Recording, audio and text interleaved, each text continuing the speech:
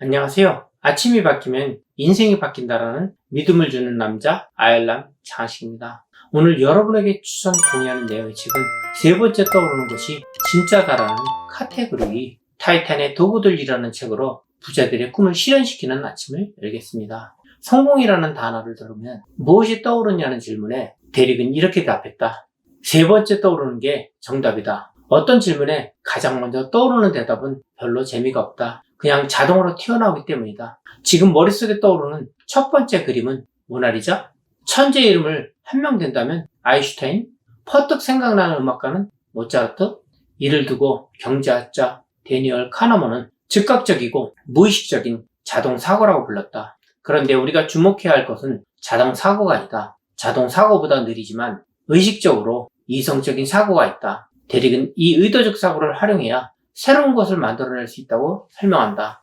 그는 이렇게 말했다. 성공하면 가장 먼저 떠오르는 사람이 아마 리처드 브랜슨이나 스티브 잡스일 것이다. 대부분의 사람이 이들을 떠올려 답을 할 때 잠시 숨을 고르며 세 번째 인물을 생각해보라. 좀 다르고 새로운 인물이 나타날 것이다. 할아버지나 아버지처럼 교과서에는 실리지 않았지만 뭔가 가치 있는 삶을 살았던 인물이 떠오를 때 우리는 성공에 대해 더 근원적인 생각을 가질 수 있게 된다. 이게 아이디어의 진보이고 발전이다. 느리게 가야 빠르게 얻는다. 대릭은 성공하려면 가격을 올려야 한다는 마크 앤드리슨의 철학을 유감없이 실천에 옮겨 대성공을 거둔 인물이다. 사업 아이템을 고민하던 그는 어느 날 우연히 뉴욕주 우드스톡에 있는 작고 귀여운 레코드 가게를 방문했다. 매장에는 그 지역 뮤지션들이 위탁 판매 CD가 진열돼 있었다. 그는 주인에게 물었다. 여기서 내 CD를 팔고 싶으면 어떻게 해야 합니까? 주인이 답했다. 원하는 판매가를 정해주세요. 그러면 우리는 CD가 한 장 팔릴 때마다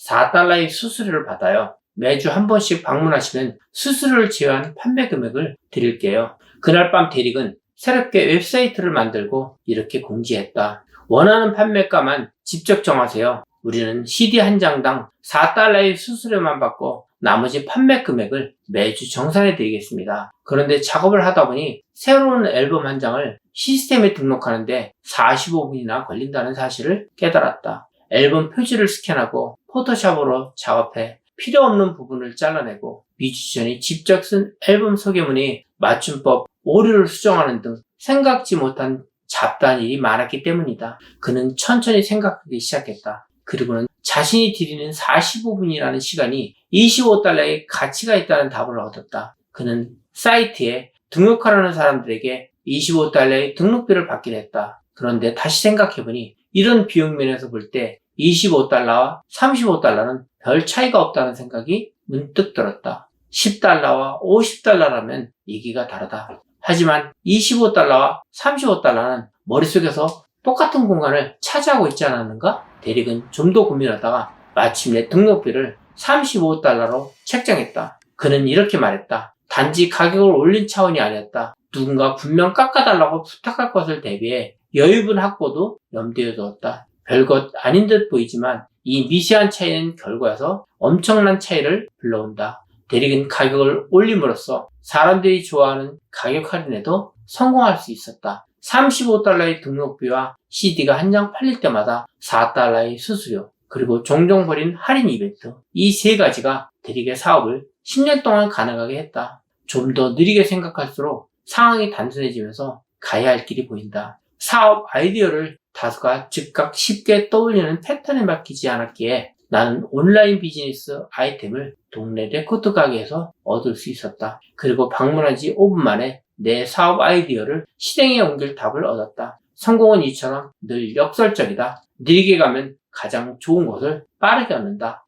인생은 속도가 아니라 방향이다. 다음은 대릭이 자신의 강연을 듣기 위해 모인 사람들에게 들려주는 이야기다. 그의 이야기를 다 듣고 나면 분명 당신은 뭔가 바뀌어 있을 것이다. 천천히 그 이야기를 따라가 보라. 산타모니카 해변 근처에 살 때 저는 한 친구 덕분에 자전거 타기에 푹 빠진 적이 있습니다. 당시 해변 옆으로는 아주 훌륭한 자전거 도로가 40km 가까이 뻗어 있었죠. 난 그 도로에 접어들면 고개를 푹 숙이고 페달을 최대한 힘차게 밟으면서 새빨개진 얼굴로 씩씩거리며 달렸습니다. 그렇게 도로 끝까지 전속력으로 달렸다가 전속력으로 다시 돌아오는 게 제 운동 습관이었습니다. 그때마다 타이머로 시간을 재면 늘 43분이 걸렸죠. 그런데 시간이 흘수록 점점 자전거 도로를 달리고 싶다는 생각이 줄어들었어요. 전속력으로 달릴 생각을 할 때마다 고통스러운 느낌이 먼저 들었던 겁니다. 그래서 하루는 이렇게 생각했죠. 너무 빨리 달리지 말고 그렇다고 아주 느리게는 아니더라도 그냥 좀 느긋하게 달려보자. 그냥 똑같은 도로를 달리는 동안 몸을 똑바로 세우고 평소보다 주위를 더 많이 둘러보았습니다.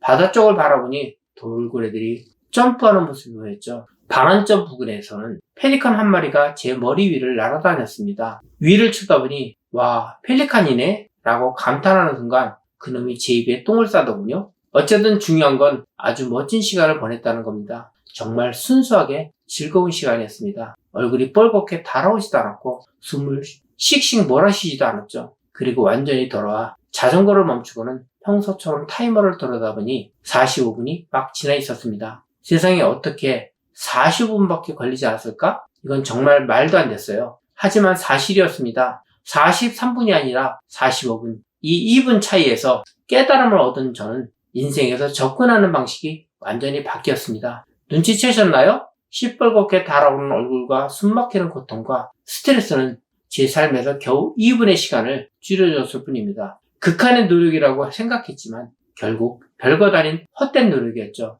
우리는 살아가는 동안 온갖 군데서 돈을 최대한 짜내고 분초를 다투면서까지 시간을 빈틈없이 쓰려고 노력합니다. 하지만 우리에게 필요한 건 멈추는 것입니다. 내면에서 흘러나오는 으악하는 소리를 알아차려야 합니다. 그게 신호입니다. 내가 지금 무엇을 해야 할지 생각하지 마십시오. 내가 지금 뭘 하고 있는 거지? 라고 틈틈이 질문을 던져야 합니다. 이상 신호를 감지하고 멈출 줄 아는 것, 그리고 좋은 신호를 얻기 위해 2분 정도 기다려줄 줄 아는 것, 그것이 곧 우리가 추구해야 할 성공입니다. 다음에 소개해야 할 오토매틱 사이 CEO 매트 밀레네거는 이렇게 말했다. 우리는 천천히 해도 충분하다. 우리가 저지른 실수들은 대부분 나태함 때문이 아니다. 야심과 욕망 때문이다. 그러니 명상을 하든 컴퓨터 모니터 앞에서 벗어나 나 자신을 위해 시간을 쓰든 아니면 지금 대화를 나누거나 함께 있는 사람에 집중을 하든지 하면서 속도를 늦춰야 합니다.